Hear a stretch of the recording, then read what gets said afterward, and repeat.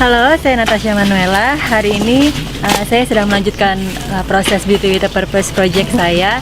Yang kalau kemarin-kemarin saya juga sudah membuat video profile untuk dikirim ke Miss World Organization, dan pernah juga kemarin ini saya membuat video promo dari Miss Indonesia 2017. Nah, kalau misalnya hari ini saya bersama dengan warga dari Bantar Gebang membuat kolam lele, dimana ini merupakan salah satu project dari keseluruhan Beauty with a Purpose project saya.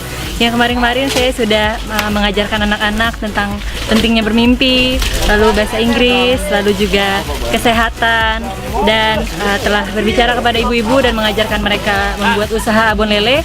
Kali ini saya kembali kepada bapak-bapaknya untuk kesinambungan dengan abon lele, yaitu membuat bibitnya.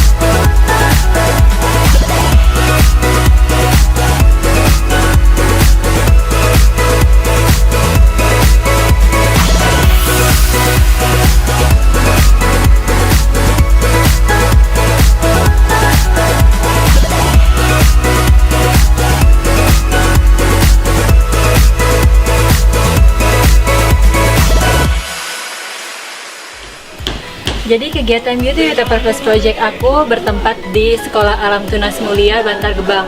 Di sekolah ini saya membuat beberapa program, di mana yang pertama saya mengajarkan pentingnya bermimpi, pentingnya bercita-cita untuk anak-anak, di mana memang anak-anak sangat penting apabila memiliki cita-cita dalam hidup, akhirnya mereka jadi semakin bersemangat untuk menempuh pendidikan. Nah, lalu yang kedua, saya juga mengajarkan bahasa Inggris, mengajarkan tentang kesehatan untuk anak-anak, sehingga mereka nantinya juga bisa hidup lebih baik, bisa mengerti lebih banyak hal dalam kehidupan ini. Dan yang ketiga, saya membuat project usaha kecil untuk ibu-ibu di sini, yaitu membuat abon lele. Untuk kesinambungan project dari abon lele, saya mengajak bapak-bapak di tempat ini untuk juga mengkreasikan diri mereka, yaitu membuat kolam lele, di mana memang lele perputarannya sangat cepat dari pembibitan hingga panennya. Sehingga saat panen, lele tersebut bisa diberikan added value. Added value itu adalah pembuatan abon lele dari ibu-ibunya.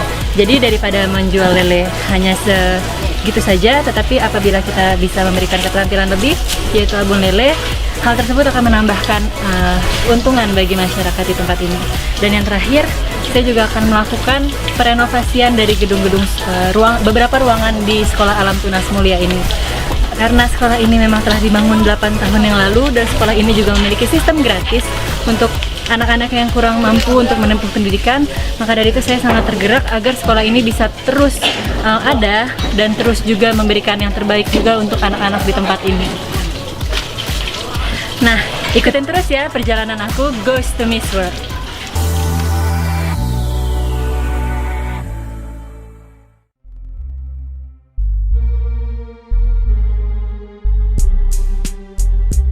Hello, my name is Evelyn Jambi, Miss World Kenya 2016. I'm 22 years old and I'm very passionate about giving. I love my country. Nothing makes me more proud than listening to the melody of the Kenyan anthem whenever it is sung during international sports events such as the Olympics. My beautiful country is also home to spectacular wildlife sceneries such as the wildebeest migration, which occurs in the Maasai Mara Reserve. I am currently pursuing a bachelor's degree in interior design with information technology. I love my family. I am the third born of 5 and we were all born and raised in the city of Nairobi. I love modeling as well, and I have a passion for swimming. I have been swimming since I was 5 years old. In my spare time, I engage in charity work, as it's my life's mission to leave a smile on every person. A child's mind is innocent, pure, and has a desire to uncover the secrets of the world. Yet, for many of them, they do not live an easy life. Many children in my country are vulnerable because they do not have a proper school to go to. This has led to increase in the dropout numbers. Girls are getting married at an early age. In many unfortunate cases, they also end up being trafficked. Without proper education, the underprivileged children end up working as domestic laborers. In the devastating earthquake of April 2015, almost 1 million children in Nepal lost their school. While people were still focusing on rebuilding their homes, amidst all the chaos, our children were the forgotten ones, leaving them with a big question mark on their future. A year had passed and I wanted to see how the schools in those affected areas were doing. This led me to Gorkha, one of the most affected areas during earthquake. It broke my heart to see how the kids were still studying under such a sad situation.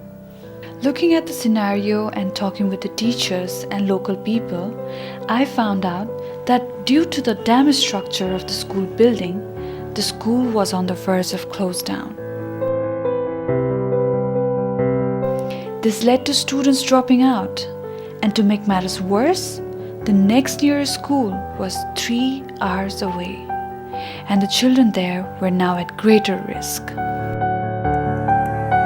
While I was there, I grew an attachment to these kids, and I realized the urgency to do something for them.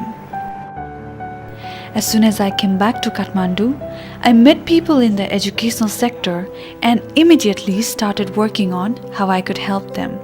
And this was the beginning of Classroom and Beyond. The idea of Classroom and Beyond is to first provide proper classrooms for the kids to study, where learning can be fun, and then going beyond classrooms to facilitate a better learning environment for the children of that village.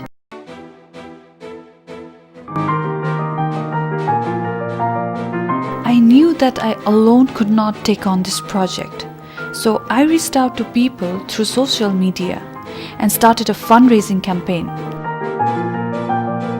As soon as I received some funding, I began with the construction of the school building. And every time I went there to monitor the construction process, I interacted with the parents to make them aware about the importance of education.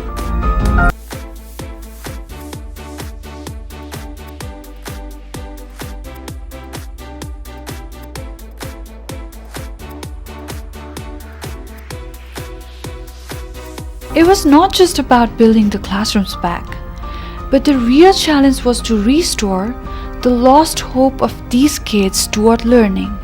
During the 6 months, there were a lot of difficulties and delays. But what always gave me strength to continue on this path was the hope.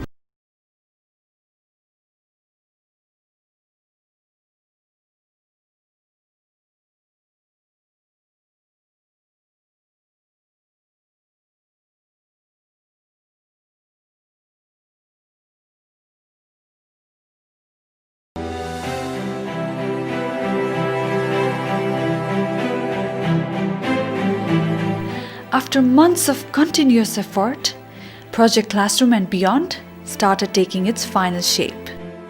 With a proper building, we were able to add a kindergarten, a playground, classrooms filled with teaching materials and resources.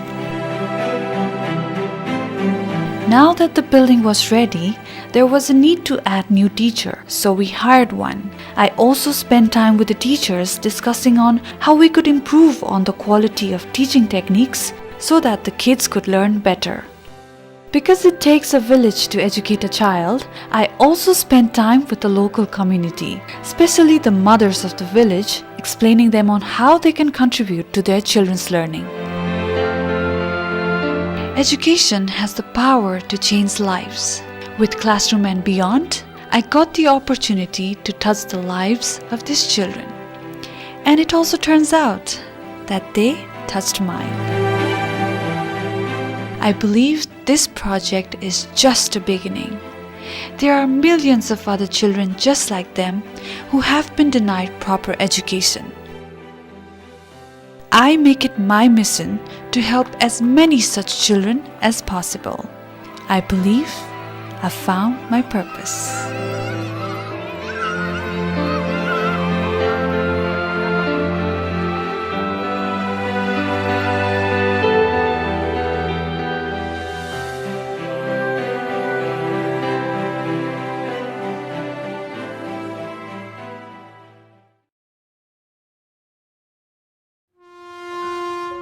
Namaste. I come from a country with a population of over 1.2 billion. More than 30% of this population is under the age of 18.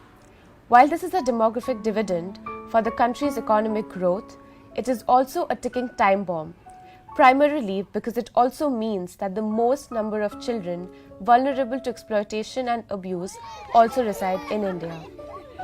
I have always had the company of children around me as I grew up. As a student, I have volunteered for several campaigns and always felt affectionate towards children.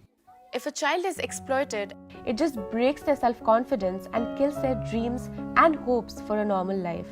With this in mind, I associated with UTSA, a leading NGO working on child rights and protection in the state of Assam, India. And my Beauty with a Purpose project is child rights and protection with a specific focus on child sex abuse in Guwahati, Assam. If you look at the NCRB statistics, you will realize that there has been a sharp increase in the cases of child sexual abuse in Assam. It is precisely to combat this exploitation that in 2012, the Government of India enacted the Protection of Children from Sexual Offences Act. It was through UTSA I met Ranjana and Aarti, a brave young girl who brought her perpetrator to justice after a 2-year battle. When I met with her for the first time, she sang a song for me. Her story inspired me to spread awareness against the scourge of sexual abuse and also help victims like her to get justice. She is my hero. As part of the project, I have undertaken a number of counseling sessions with the children and parents, emphasizing the dangers that lurk around the corners, explaining to these children about good touch and bad touch. This has been done through a variety of entertaining ways, including general sessions, one-on-one sessions, and using audio-video aids. Through these numerous sessions, I have over the last few months reached out to over 500 children and parents in some of the most marginalized communities in Guwahati. 1, 2, 3, 4, no! Globally, research has shown that children that are taught the difference between safe and unsafe touch are empowered to prevent abuse and also be able to seek help if they find themselves in a situation of an unsafe touch. Today I'm meeting with Munni and her mother and hoping my involvement with this case will help create the awareness required across all stakeholders. So this is a story about the 15-year-old who got sexually abused, and I just got to know that the one who sexually harassed her is still roaming about spot-free. But the sad part is the case is just getting delayed and delayed. And they are strong people, and today that I'm sitting here with them, it just makes me feel very small because the kind of strength they have in them, I don't know if I'm that strong enough really. And I've promised them that I'm going to be a part of their journey, their struggle, because it's not their struggle anymore, it's ours and it's personally mine. I'm here to meet with Director General Police of Assam, Mr. Sahai, to discuss the issue of child sexual abuse in general and Munni's case in particular. The Director General assured us that the police force is taking all such crimes against minors very seriously, and his team works very closely with the Justice Department to ensure maximum convictions. Today is the hearing in Munni's case. We are on our way to the Sessions Court. The case was fixed for hearing today, but as always, the opposite party has again prayed for adjournment, and the case has been fixed for another day.